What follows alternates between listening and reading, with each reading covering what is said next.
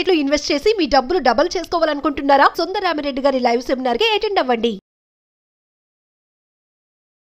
నమస్తే రమగారు. నమస్తే జయ. రమగారు, మనం నవరాత్రుల్లో కొంతమంది అఖండ దీపం పెట్టుకుంటారు, కలశం పెట్టుకుని పూజ చేసుకుంటారు కదా, వీటికి ఏమైనా ప్రత్యేకమైన నియమాలు పాటించాలా? కాజయ్య, ఎప్పుడు కలసం పెట్టుకునే వాళ్ళకి, ఎప్పుడు అఖండం పెట్టుకునే వాళ్ళకి మనం ఏమైనా చెప్పాలా జయ? అసలు అవసరం లేదు. ఎవరైనా ఏమైనా చెప్పాల్సిన అవసరం ఉందా? ఏం లేదు. మీ ఇంట్లో అలవాటు ఉంది, జామని పెట్టుకోండి, మీ అలవాటు ప్రకారం చేయండి.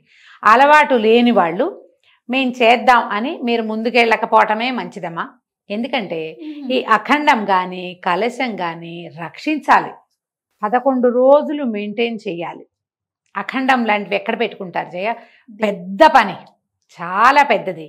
మన ఇంట్లో బోల్డ్ అంత కుంకుమార్చన జరిగి, బోల్డ్ అంత అన్న నివేదన జరిగి, ఎంతోమంది మన ఇంటికి వస్తూ రోజు బోల్డ్ అన్ని పిండి వంటలు చేస్తూ, చాలా అర్చన చేస్తూ, ఎవరైనా పురోహితుడు వచ్చి మన ఇంట్లో పూజ చేస్తూ అన్నీ ఉన్నప్పుడు అఖండాలు, లేదా ఒక 6, 4, 8 మంది మీ ఇంట్లో పుష్కలంగా మనుషులుండి, పెద్దవాళ్ళు ఉండి, పై పనికి చిన్నపిల్లలుండి ఇంత నడిచేటప్పుడు పెట్టుకోవచ్చు.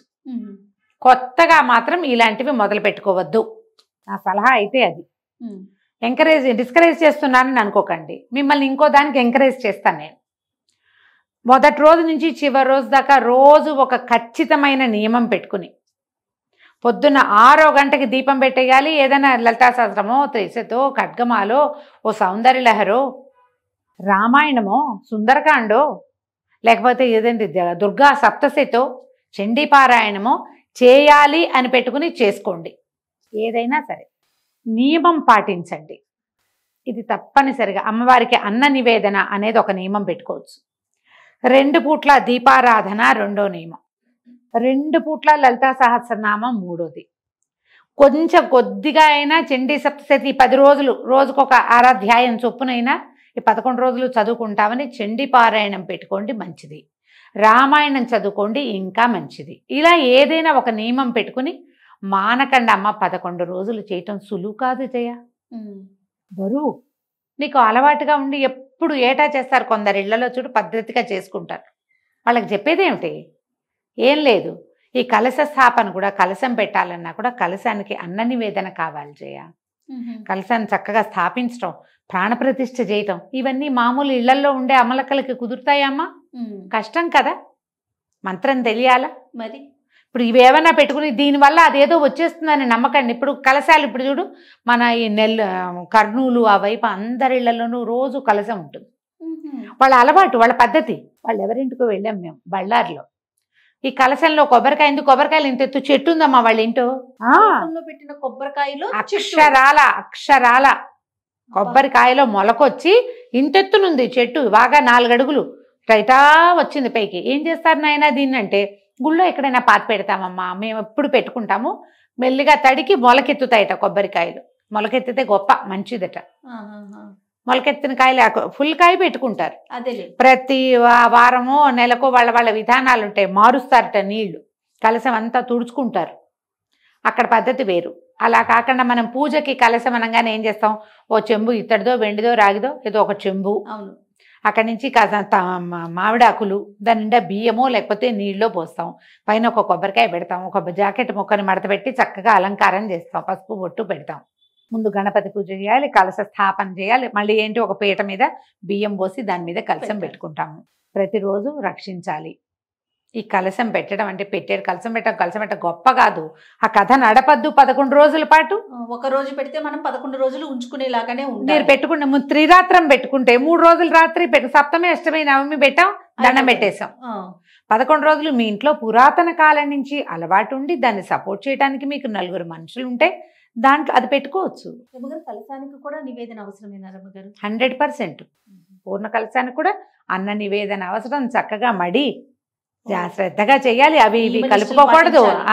పైగా వీటికి నియమాలు ఉన్నాయి. విడిగా చెప్పట్ల, ఇందులోనే నీకు చెప్తాను చూడు. ఏకభుక్తం భూసైనం బ్రహ్మచర్యం. ఈ 3 100% మీరు అఖండం పెట్టినా కలశం పెట్టినా పాటించి తీరాలి. మా ఇంట్లో నేను పూజ చేసుకుంటానండి, కలశం పెట్టుకుని మా వాళ్ళకి మాంసాహారం వండుతానండి, ఇవి కుదరవు, అవి చేయకూడదు. అట్లా మీరు నియమం పెట్టుకుంటే ఇంటిల్లిపాది ఈ నియమాన్ని అనుసరించాలి. వాళ్ళకొకటి నాకొకటి భార్యగా నా కర్తవ్యం నిర్వహిస్తాను ఇలాంటివి చెప్పకూడదమ్మా.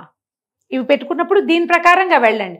లేదా ఏదో అది మీ వల్ల కాదు, మీరు చేయగలిగిందే చేసుకోండి. ఏదో దీపారాధన చేసుకోండి, మీ ఇంట్లో పద్ధతి ప్రకారం మీ కథ మీరు నడుపుకోండి. ఎవరో చేస్తారని అది మనం చేయకూడదు. అప్పుడు అన్నీ పాటించాలి. కొంతమందికి ప్రతిమలు కూర్చోబెడతారు, అమ్మవారిని కూర్చోబెడతారు. ప్రతిమను పెట్టుకున్నా నియమమేనమ్మా.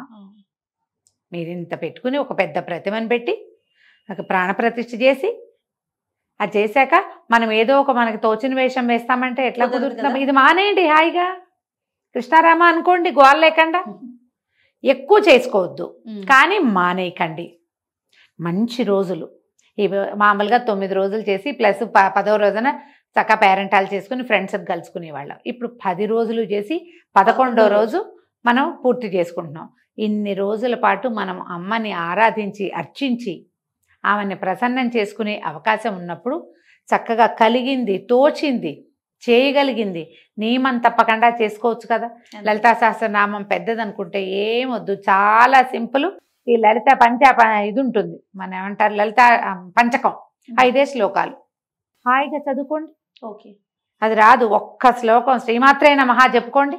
మీరు 1008 సార్లు జపం చేసుకోవచ్చు కదా మాల పెట్టుకుని. ఒట్టి శ్రీమాత్రే నమః వేళ్ల మీద లెక్క పెట్టుకుని చెప్పుకోండి. రోజంతా శ్రీమాత్రే నమః చెప్పుకుంటూ ఉండండి. నియమం పెట్టుకుని దాన్ని పాలించండి. ఎక్కడెక్కడో దేవాలయాల్లోనో లేకపోతే మనం సోషల్ మీడియాలో మేము అది చేస్తాం ఇది చేస్తామని జనాలు చెప్తున్నవో విని పరిగెత్తకండమ్మా. శ్రద్ధగా భక్తిగా కొద్దిపాటి పూజ అయినా నియమం తప్పకుండా 10 రోజులు చేసుకోండి. కాబట్టి పెద్ద ఎత్తులకు వెళ్ళొద్దు. పెట్టుకునే అలవాటు ఉన్న వాళ్ళకి మనం చెప్పాల్సిన పనే లేదు. వాళ్ళకి తెలిసే ఉంటాయి. నమస్తే. నమస్తే జయ.